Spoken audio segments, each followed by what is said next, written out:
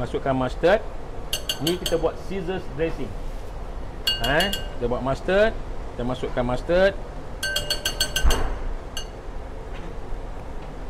Kemudian kita kacau dia sampai dia rata.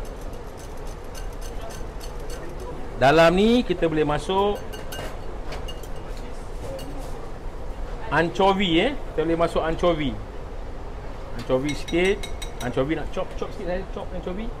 Dan dengan ataupun capers dalam ni lah, nak bagi masam sikit lah. Right, dan perlahan-lahan kita tuang corn oil.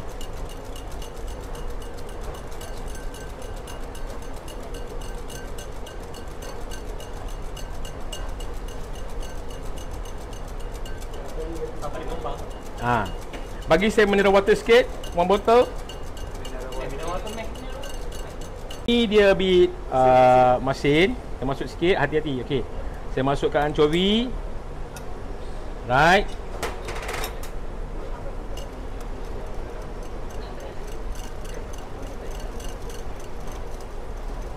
Kemudian kita masukkan, kalau dia terlalu pekat, kita masukkan air. Air sikit.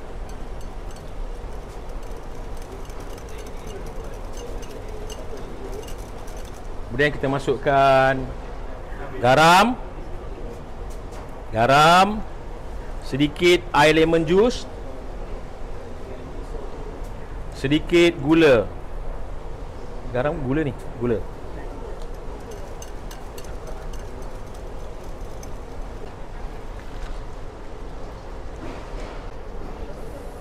Right. Chopped boiled egg.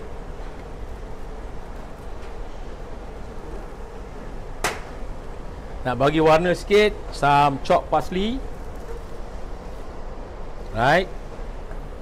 Kemudian dressing. Right. Dan kita just gaul. Chicken breast panggang pun boleh juga chicken breast panggang ke. Right. Boleh chef dan some cherry tomato. Ini nak bagi warna je lah. Okey.